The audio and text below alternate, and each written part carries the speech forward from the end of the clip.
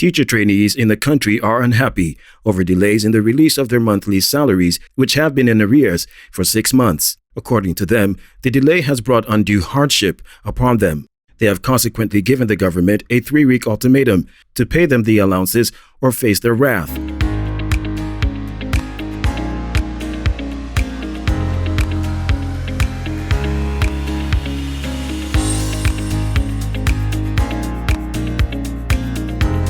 The Association of Teacher Trainees said, although the restoration of the allowance by the Akufo-Addo government received widespread commendation due to its critical role in easing the financial burden of trainees, they have been left with a feeling of uneasiness due to the failure of the government to pay the allowance on time.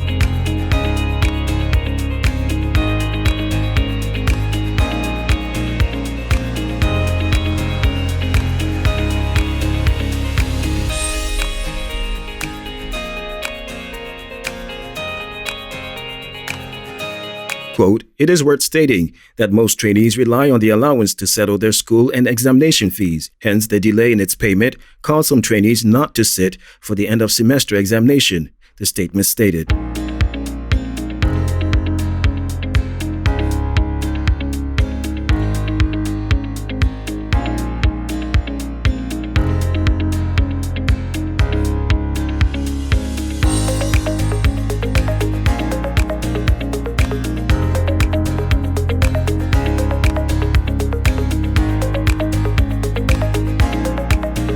The galvanized crash barriers that were stolen at the newly constructed Pokwase interchange have been replaced with new ones. To forestall their being vandalized again, the new barriers, covering 40 feet, have been secured with bolts and nuts and also welded, thereby making it difficult to remove them.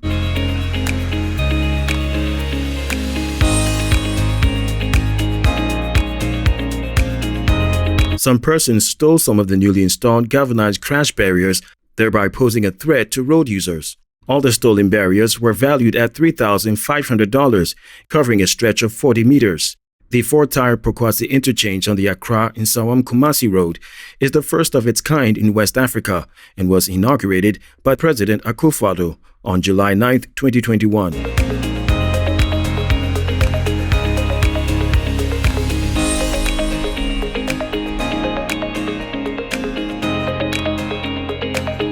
The project involved the construction of the 6.5-kilometer Awashi-Pokwase Road, an interchange of the intersection of the ACP junction to Awashi-Nsawam Road, 2 footbridges, the widening of the Nsawam Road by some 2 kilometers, drainage works, the provision of streetlights, and the construction of 12 kilometers of town roads.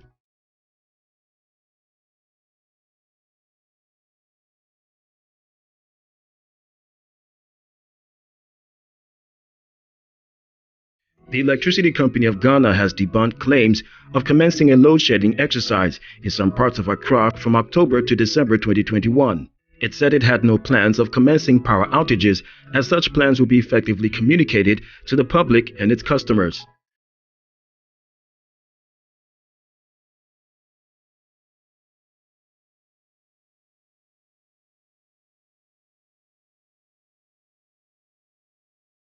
Mr. Ajuman Paidu said the publication had created fear and panic within Accra. Quote, we have enough power supply and we also have enough gas to support our generation plants to supply adequate power to our network.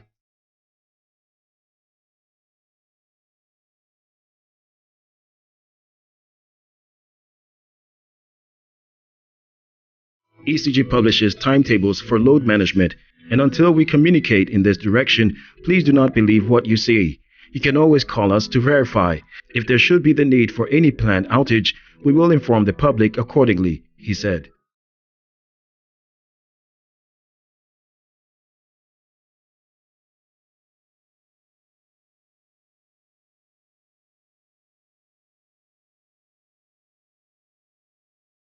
The Custom Division of the Ghana Revenue Authority, GRA, is cautioning members of the public who intend to buy vehicles to check with any of the customs offices to confirm the vehicle has been accustomed before proceeding to acquire that vehicle.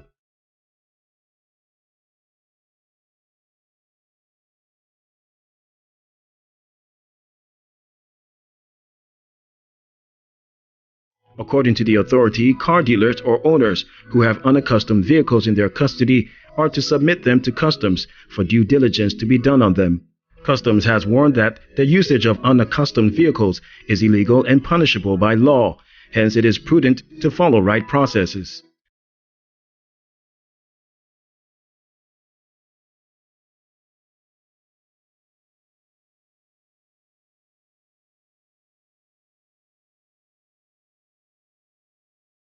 An unaccustomed vehicle is one that hasn't been dealt to the acceptable customs processes or one that full duties haven't been paid on them.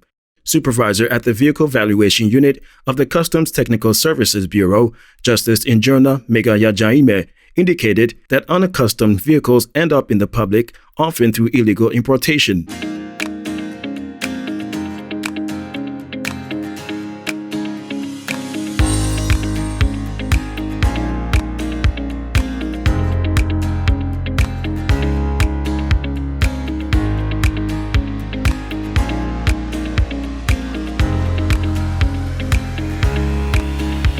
Projection from the National Petroleum Authority (NPA) suggests that fuel prices in the country may surge close to 6.86 Ghana cedis per liter if all other factors influencing pricing do not change.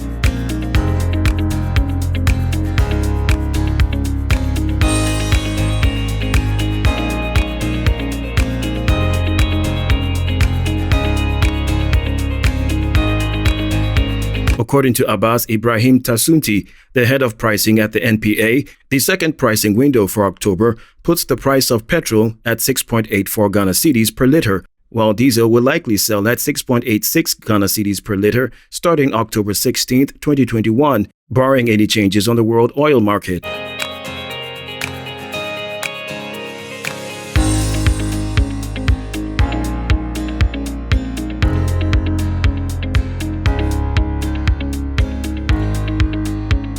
These projections do not take into account the margins of oil marketing companies and that of the bulk distribution companies, which may cause the projected amounts to go higher while statutory taxes and margins remain the same.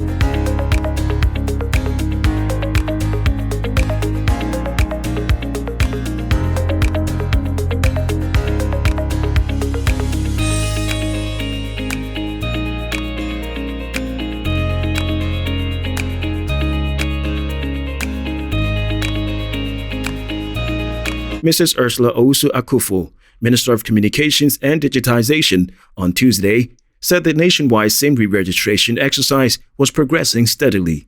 She said telecommunication giant MTN registered almost 200 people on the first day and described it as a modest success. The minister said the ministry was monitoring a few reported glitches and would be addressing them soon for a smooth success. Mrs. Akufo was speaking to the media in Accra on the sidelines of a signing of a Memorandum of Understanding on Digitization Support Program. She said at the end of the first week of the registration exercise, an initial review meeting will be held on Friday to discuss the issues identified for quick redress.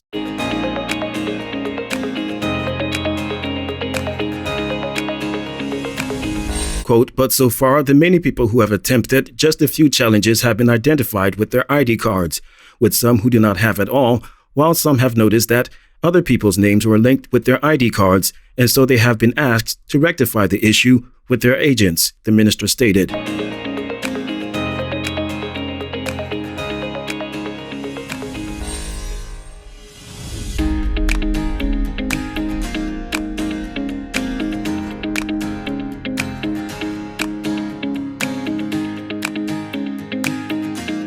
Guinea's military leaders has named former civil servant Mohamed Bivogi as prime minister to oversee transition to civilian rule following last month's coup.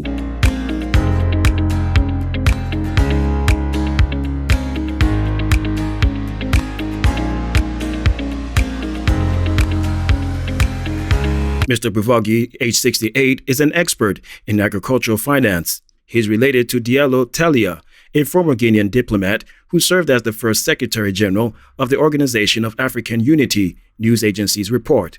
His appointment was announced on Wednesday in a decree read on public television.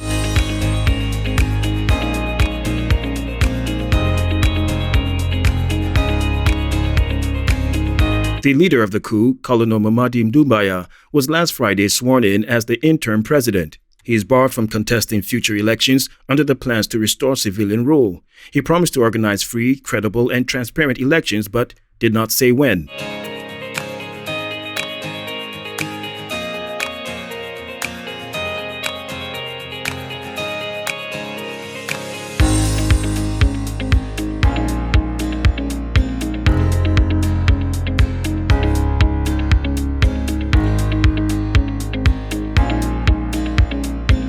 The Liberia Council of Churches has mounted pressure on President George Weah to speak to the nation in the wake of suspected widespread ritual killings. In a news conference, the religious body's president, Bishop Kotu Brown, reminded President Weah of his constitutional responsibility to engage with citizens and address their fears.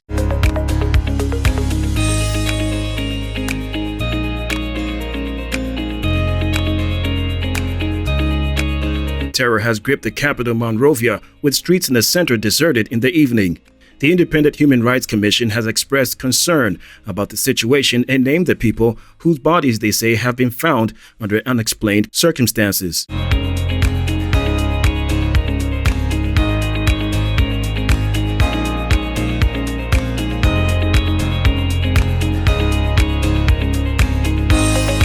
But Police Chief Patrick Sudu has dismissed reports of ritual killings as fake and exaggerated. The killing of people and using their parts for ritual purposes has been associated with Liberian politics for decades.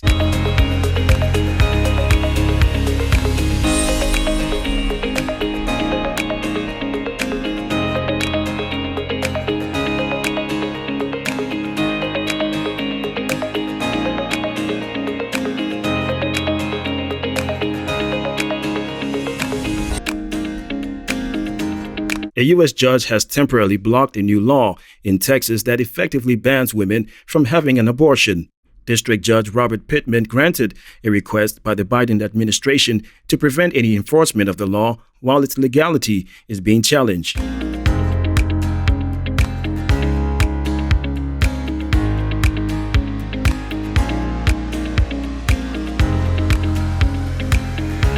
The law, which prohibits women in Texas from obtaining an abortion after 6 weeks of pregnancy, was drafted and approved by Republican politicians. The White House praised the latest ruling as an important step.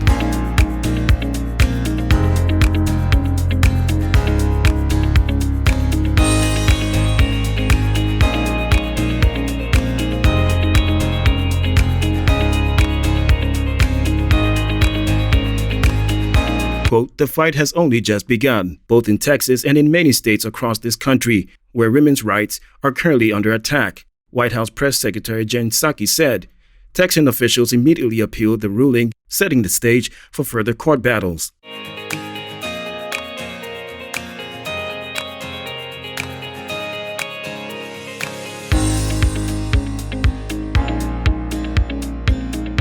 Italy's world record 37-game unbeaten run came to an end as Spain beat them in an enthralling encounter at San Siro to reach the Nations League final. Albeit, in UEFA's secondary tournament, Spain got a measure of revenge for their Euro 2020 semi-final penalty shootout defeat by eventual winners Italy at Wembley.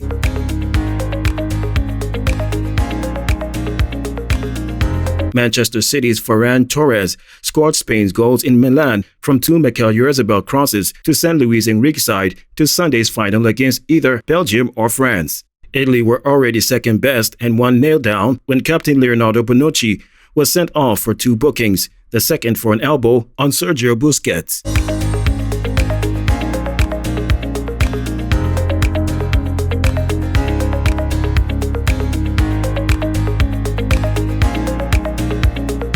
The Nations League may be a fairly new tournament and derided by some, but when both sides had 11 men, this was played with the talent and intensity of any World Cup or European Championship encounter. This also marks the first time Italy have lost a competitive game in their homeland since 1999.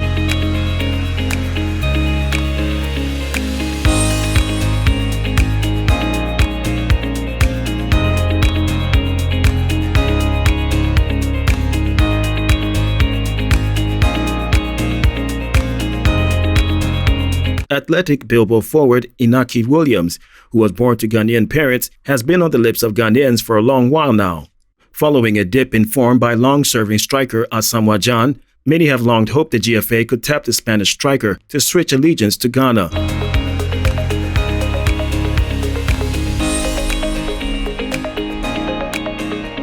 Indeed, there were rumors that the striker had turned down the GFA's proposal. The Football Association never denied or confirmed the rumor. Inaki Williams, however, confirmed the rumors. He explained that he refused the GFA's advancement simply because he doesn't feel Ghanaian enough. Quote, "I admire and love Ghana, the food, tradition. My parents are from Accra, and I really enjoy going."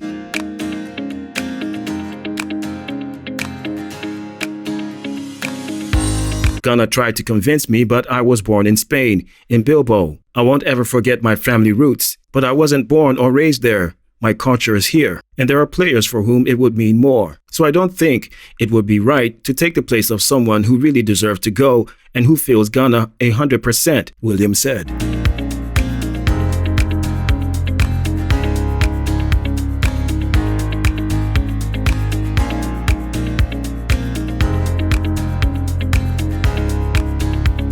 Black Panther star Chadwick Boseman will continue to be a hero even after his death, especially for prospective students of Howard University.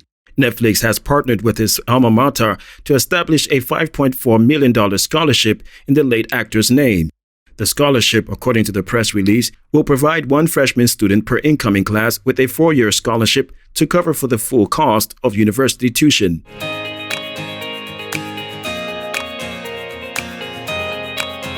It will focus on students who exemplify exceptional skills in the arts, who demonstrate financial need, with particular emphasis placed on those who reflect Boseman's values, a drive for excellence, leadership, respect, empathy, and passion, according to the release.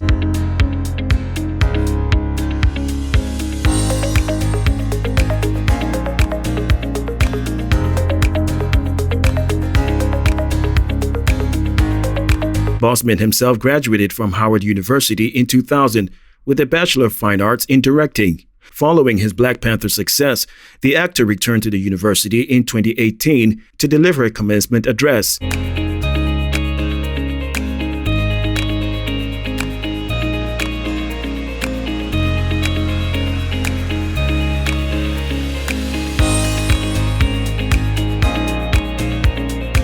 Daniel Craig has capped the launch week of its final James Bond movie by becoming the 2,704th celebrity to be honored with a star on the Hollywood Walk of Fame in California. It was unveiled outside 7007 Hollywood Boulevard in honor of the fictional British spy's code number. Just yards away is the star of his predecessor as Bond, Sir Roger Moore.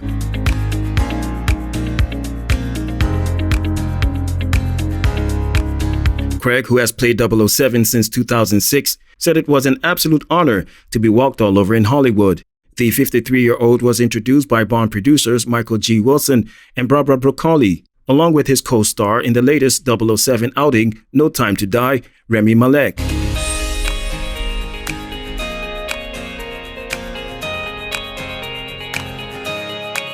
Before his star was unveiled, Craig said, quote, "To Michael Wilson and Barbara Broccoli, I thank you from the depth of my heart. Without you, I would not be here today. Thank you for those lovely words. Thank you to Rami for those beautiful, beautiful words."